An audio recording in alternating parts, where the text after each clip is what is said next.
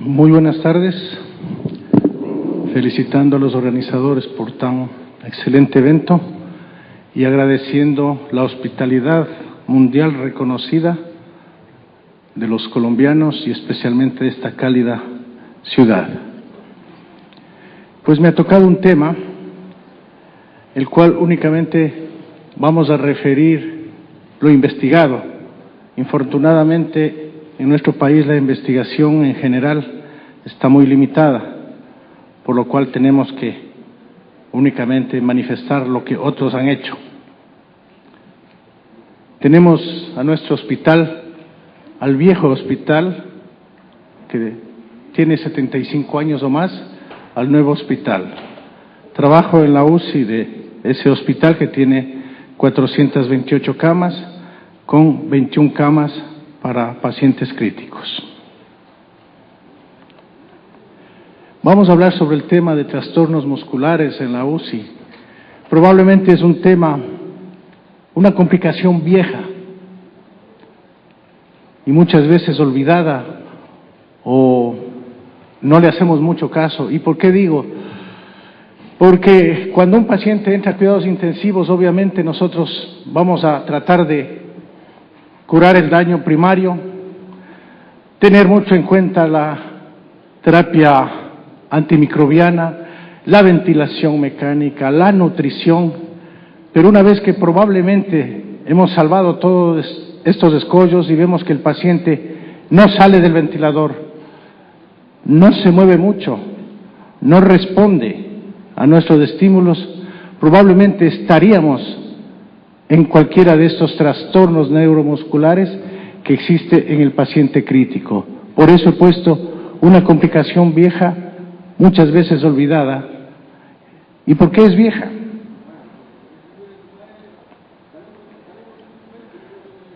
Ya Button, en el siglo pasado, lo había identificado y nos dio su concepto general, un concepto general de todos estos trastornos.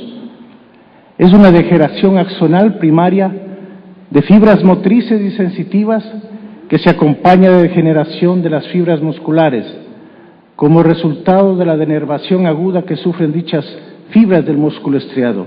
Miren ustedes, del 84 han pasado más allá de 26 años, es una situación muy pretérita, pero que debemos tenerla presente en cuanto a las sorpresas que nos pueden dar los pacientes una vez que se ha superado muchos escollos de su salud. Existe una gran gama de situaciones, existe muchas variantes de trastornos neuromusculares en UCI que se los ha agrupado como un solo síndrome neuromuscular adquirido del paciente crítico, con estas siglas, pues agrupa a muchas patologías relacionadas con los trastornos musculares. Tenemos pues polineuropatía del paciente crítico, PPC, variante motora de la PPC, miopatía aguda de los cuidados intensivos, miopatía del paciente crítico, miopatía con pérdida de filamentos de miosina, necrosis muscular aguda ya cuando podemos acceder a la biopsia, cuando sospechamos, diagnosticamos, etcétera, bloqueo neuromuscular prolongado por el uso muchas veces inveterado de los relajantes musculares, especialmente de los relajantes musculares no despolarizantes, que tiene alguna situación para producir estos trastornos, y una combinación de los cuadros clínicos anteriores, es decir, toda una gama de situaciones de trastornos neuromusculares agrupados como el síndrome adquirido de estas situaciones en UCI. Este es un típico paciente de UCI. Miren ustedes el escenario, tal vez terrorífico, espantoso, con abordajes por todo lado, paciente quemado, traumatizado, con Swan-Ganz y con toda la gama de artilugios que tenemos nosotros en UCI. Entonces, tenemos un tipo de paciente en el cual existe mucha injuria por todo lado. Y podríamos ya imaginarnos, de alguna manera, la etiología que tiene estos trastornos por este escenario de nuestro paciente. Entonces, dentro de la etiología múltiple que existe, ¿sí?, tenemos trastornos de la microcirculación de los pacientes críticos, producen edema endoneural, causando hipoxia en el axón, y al mismo tiempo hacen más vulnerable al sistema nervioso periférico. Bottom ya sugirió también que las citoquinas liberadas durante la sepsis tendrían un efecto neurotóxico directo. Muchas injurias. También se ha relacionado la gravedad de la PPC, de la polineuropatía del paciente crítico, pues, ya cuantificada con neurografía, con la hiperglucemia y la hipoalbuminemia. Estos autores investigaron y llegaron a esta conclusión.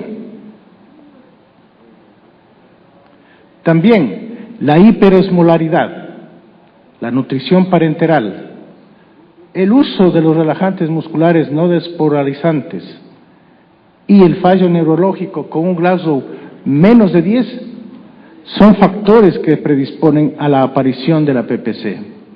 Miren ustedes, es multifactorial dentro de nuestro paciente crítico. Parecería que el género femenino tiene más proclividad a presentar esto, puesto que con el número de días de disfunción de 2 o más órganos, la duración de la ventilación mecánica, la administración previa de corticoides, eran factores independientes para desarrollar debilidad muscular de la UCI. Se han hecho muchos estudios, se ha llegado a algunas conclusiones no definitivas aún. Aquí tenemos un cuadro que no me voy a poner a explicar, pero en el cual se pone la cascada inflamatoria con la presencia de las citoquinas, alterando todo, la economía orgánica, llegando en un momento a la polineuropatía del paciente crítico o a la miopatía del paciente crítico. Entonces, con toda esa complejidad bioquímica, química que existen con estos mediadores, se provoca esta situación de alteraciones musculares. ¿Cuál es la incidencia de esta patología? No está bien establecida, dicen. Se estima que aparece en un 50 o a 70% de los pacientes ingresados en la unidad de cuidados críticos que desarrollan CIRS, la sepsis o la falla multiorgánica. Entonces, sigue el problema infeccioso reinando. Como les decía, los estudios, tenemos que referirnos a estudios en otros lados, y aquí tenemos un cuadro en el cual se han hecho estudios de la polineuropatía del paciente crítico y se pone de realce, como se puede fijar aquí, la presencia en todos los casos de mayor incidencia de la sepsis, la falla multiorgánica. Sepsis, CIRS, falla multiorgánica. Sepsis, CIRS, sepsis, falla multiorgánica, y también viene la ventilación mecánica prolongada. Entonces, miren ustedes que los mediadores químicos de la sepsis serían causa del problema, además de lo citado anteriormente. Esto nos da la pauta como para tener cuidado de no olvidarnos de que existe esta patología en los pacientes de UCI, y pues tenemos aquí algunas situaciones que nos rigen o que nos ayudan a evitar o a diagnosticar más rápidamente. Aquí tenemos pues temprano sedativo interrupción, tenemos la presentación ya tenemos que hacer un examen muscular, etcétera, etcétera, para llegar al diagnóstico de la falla muscular en UCI. Inclusive, si es que tenemos ya persistencia del coma o ya una baja del sensorio, tenemos que pensar probablemente en que el paciente llegó con alguna patología preestablecida o que, teniendo probablemente un síndrome antifosfolipídico, nos llegó a ser una embolia, un accidente cerebrovascular isquémico y que nosotros probablemente estamos culpando a la sedación, etcétera, y no tomamos en cuenta que el problema ha existido y existe y que probablemente lo pasamos muy por alto en algunas veces. Algo antes de irnos al diagnóstico diferencial, este acrónimo nos pone también en guardia del cuidado de nuestro paciente el momento que ingresa a cuidados intensivos. Y tenemos en inglés pues músculos, y aquí dice mnemonic differential diagnosis, o sea, tenemos que hacer este ejercicio para ver si el paciente llegó o no con una situación neurológica establecida. Miren ustedes, en la M, las medicaciones, los esteroides, los bloqueadores neuromusculares, el pancuronio y becuronio entre ellos, también la sidobudina, la miodarona. La U, no diagnosticado un problema neuromuscular previo al ingreso a UCI, entre ellos tenemos la miastenia gravis o el Guillain-Barré. La S, patología de la médula espinal. De pronto, como viene el paciente de urgencia, tratamos el choque hipovolémico, etcétera, y luego nos damos cuenta que ha tenido fractura a cualquier nivel de la espina, de la médula espinal, y recién nos damos cuenta y de pronto, si no sale el ventilador, no mueve las extremidades, decimos ¿qué pasó? La miopatía crítica, baja de la masa muscular en los pacientes caquéticos, desórdenes electrolíticos y enfermedades sistémicas tales como la porfiria, el AIDS, la vasculitis, etcétera. Entonces, todo esto nos pone a nosotros en guardia para poder estar en real y efectiva visión de lo que el paciente crítico nos puede presentar en estos trastornos. Igual, aquí tenemos una especie de algoritmo, ¿sí?, en donde tenemos la debilidad muscular. Hemos ordenado ya toda esta serie de exámenes rápidamente, algunos salen normales, otros no, etcétera. Inclusive tenemos que llegar a la resonancia magnética, a la electromiografía, etcétera, etcétera, únicamente para establecer claramente si el paciente vino o no con una situación neuromuscular establecida previa a su ingreso a UCI. ¿Cómo hacemos el diagnóstico diferencial? Obviamente no vamos a detenernos, pero miren ustedes, esto es antes de la admisión en UCI. Entonces debemos tomar en cuenta muchas patologías neuromusculares, el síndrome de Guillain-Barré, la miastenia, etcétera, para poder establecer si ingresó con patología o únicamente se estableció la polineuropatía del paciente crítico dentro de UCI. Entonces, es mucho más fácil, si queremos, ya una vez que el paciente está en UCI, tener en cuenta toda esta patología que ya está mucho más reducida. Obviamente, el escenario del paciente crítico es grande, complejo, y tenemos a pacientes ventilados por mucho tiempo, tenemos a pacientes en tratamientos antibióticos por mucho tiempo, escalamos medicinas, desescalamos antibióticos, y eso puede conllevar a presentar este trastorno. En esta diapositiva vemos paciente ventilado de más de una semana, sin antecedentes neuromusculares, con un Winning defectuoso, tetraparesia o parálisis flácida de los 4 miembros, alteración sensitiva, y reflejos tendinosos disminuidos o abolidos ya nos están dando una pauta de que puede haber adquirido la polineuropatía dentro de la UCI, pero muchas veces pasa desapercibida. Obviamente esto ya nos da algo del cuadro clínico, establecido por algunos autores, una combinación de aquello está aquí: debilidad muscular generalizada y simétrica, tetraparesia flácida o tetraplejía más a predominio distal. ¿Por qué no mueve los dedos de los pies? ¿Por qué no mueve la mano? Estamos probablemente ante esta patología. Pérdida de sensibilidad profunda, reflejos disminuidos o ausentes y pares craneanos conservados. Es prácticamente típico de que estas patologías en UCI se presentan distalmente en los nervios, no toman los pares craneales, eventualmente pueden tomar la inervación de la caja torácica, pero como regla los pares craneanos están intactos, indemnes. ¿Cómo realizamos el diagnóstico?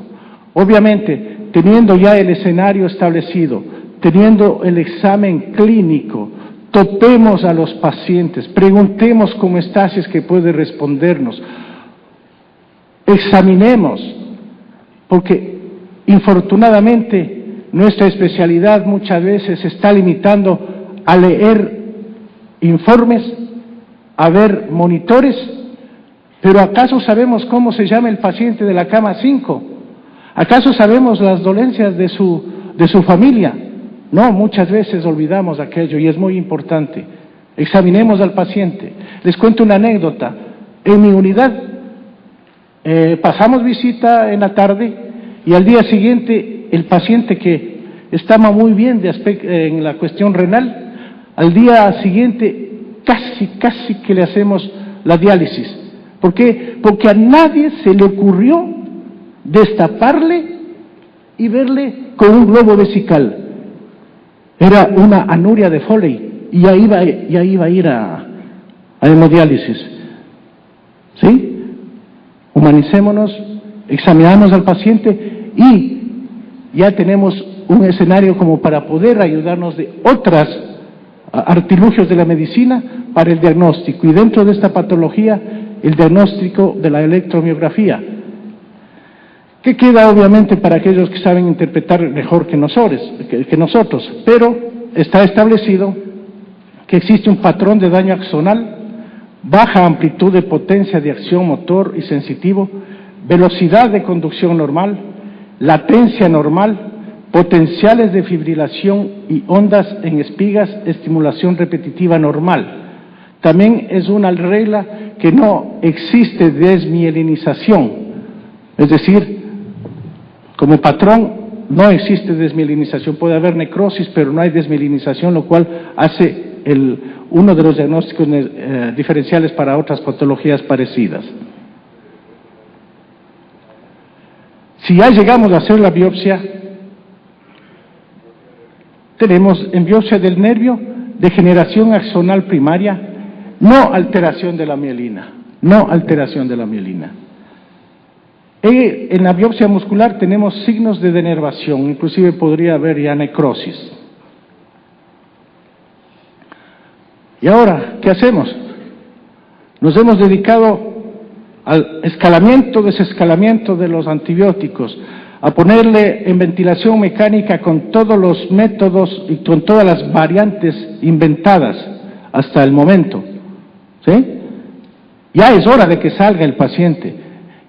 Ya el CIRS ha bajado, ya la respuesta inflamatoria ha bajado, ya está con criterios de Winning, ya está con criterios de extubación y no podemos hacer. ¿Qué pasó? Entró en esta patología. No existe un tratamiento específico, todo es de soporte y sintomático, pero siempre existen alternativas, obviamente, y las alternativas es para quienes lo han visto y están planteando algunas situaciones que nos pueden ayudar al tratamiento de estos pacientes. Primero, tratar precozmente a la enfermedad de base. Sí, Tenemos que hacerlo, pero sin descuidar el resto. Y dentro de aquello, neurológico, cerciorarnos de que el paciente o llegó con algo preestablecido o darnos cuenta en UCI de que está estableciendo estos problemas musculares. En lo vascular tendremos que hacer una buena reanimación con todos los artilugios inotrópicos, los corticoides que están ahora de moda en la sepsis en cuanto a ciertos parámetros, pero que son los que pueden producir también este síndrome de polineuropatía. Entonces hay que evaluar el asunto. Dermatológico, tenemos que cuidar la piel, evitar las úlceras de posición, evitar las descaras, hacer una buena limpieza, un buen mantenimiento del tono muscular. La profilaxis de la trombosis venosa profunda que está establecida, obviamente, y la glicemia. Los estudios actuales nos dicen que la glicemia y el control de la osmolaridad son los que podrían evitarnos. Mantener una glicemia entre 80 a 110 es lo mejor para evitar aquello. Pero obviamente también debemos vigilar y esperar que no se nos vaya al otro lado, ¿sí? Porque las bombas de insulina o la insulinoterapia a veces nos dan sorpresas muy desagradables. Está bien el paciente y al otro día está con Glasgow 4. ¿Qué pasó? Se nos olvidó de hacer la glicemia de las 12 de la noche y a las 4 de la mañana estaba con 30. Entonces, ojo también con aquello. Lo inmunológico, muy discutido. Los anticuerpos contra las interleuquinas, contra todo lo que ustedes quieran. No está bien establecido su beneficio, pero también se lo puede dar. Hay que ver el costo-beneficio, especialmente en los países pobres. Pronóstico a corto plazo. Aumenta la mortalidad 2.5 a 3 veces en UCI y hasta 7 veces en la intrahospitalaria. Aumenta el tiempo de asistencia respiratoria mecánica, a pesar de que cuando está en asistencia ventilatoria mecánica por mucho tiempo también es proclive a que caiga en esta patología. Y aumenta la incidencia de infecciones. Obviamente, si no sale del ventilador, el círculo vicioso de las sepsis, de las neumonías, etcétera, se eterniza o trata de perennizarse. Pronóstico a largo plazo. Generalmente el 50% se recupera totalmente. A un año el 22% queda con secuelas. A 2 años el 58% tienen una recuperación total y un 32% secuelas graves, motoras. Mal pronóstico definitivamente tienen aquellos pacientes que infortunadamente dentro de todos los tratamientos que hacemos en UCI tiende a perennizarse la sepsis, tiende a no salir del ventilador y gran pérdida de masa muscular.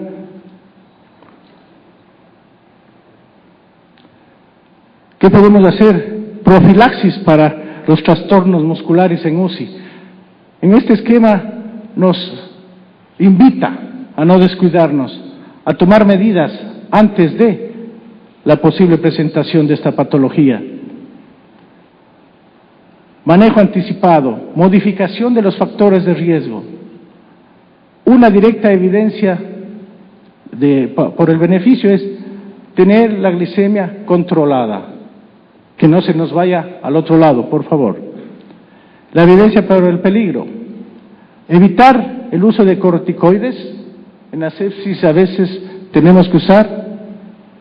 Evitar en lo que sea posible los bloqueantes neuromusculares. Existe una evidencia indirecta en cuanto a la sedación, a la movilización temprana, ¿sí? Y una teórico beneficio, cuidado de los electrolitos, la nutrición óptima que me olvidé de mencionar. Existen estudios que debe darse arginina, ¿sí? Añadir a la nutrición arginina para ver si es que no presentan, no son concluyentes. Y manejar los protocolos de ventilación mecánica con el fin de salir lo más rápido de esta, porque se cierra el círculo. ¿Cómo no quisiéramos que salga el paciente así? Realmente ese sería el éxito de la UCI. Es un paciente que estuvo 11 días internado en la UCI por intoxicación por organofosforados, con todo lo que ustedes pueden imaginarse. Felizmente salió, ¿sí? Está mirándonos porque le pedí autorización de que puede publicarse la foto así. Miren ustedes, a los 12 días, sí, realmente estaba así. ¿Cómo no quisiéramos que todos los pacientes salgan así? Con el signo de Miami que llamo yo. Yo le he puesto el signo de Miami. Estoy en las playas de la UCI, ¿no? Sáquenme de aquí lo más rápido. Desearíamos que así salgan todos los pacientes. Infortunadamente, por todas las situaciones que ocurren en UCI, no siempre sucede así. Y permítanme hacer unas reflexiones. Estamos muy centrados en el manejo esotérico de la medicina. Probablemente la medicina intensiva es el top actualmente. Nos quitará probablemente también el reinado la medicina predictiva, la medicina basada en el genoma, la nanomedicina que está tomando auge. Pero no olvidemos en humanizarnos. Y este es un homenaje a uno de los gestores de la ventilación mecánica, el intensivista Roger Sermoon, quien durante el saboreo de una taza de limonada mientras agonizaba con un CA de riñón, nos decía: cuando uno mira la muerte, uno reconoce la importancia de Dios y la relación personal con Él. La esposa, la familia, los amigos son ingredientes esenciales que le permiten a uno superar una experiencia difícil como lo es una enfermedad seria e inesperada. Humanicémonos. Y esto quisiera que sea útil. Reflexionemos. No practiquemos el encarnizamiento terapéutico. No somos dioses. Tenemos que saber tirar la toalla a tiempo. Tenemos que hacer del triángulo familia, paciente y equipo médico una situación humana. Y aquí dice, esto debe ser útil. El éxito de los cuidados intensivos no será medido por las estadísticas de sobrevida, como si cada muerte fuera un fracaso médico. Será medida por la calidad de vidas, preservadas o restauradas, la calidad de muerte de aquellos que mueren y la calidad de las relaciones involucradas en cada muerte. Yo pienso, como mensaje final, que necesitamos una reingeniería humana, toda el área médica. Me despido invitándoles al 7º curso internacional de avances en medicina crítica a realizarse en Quito, con la asistencia de connotados especialistas en cuidados intensivos, muchos de los cuales han estado presentes aquí. Gracias por su atención.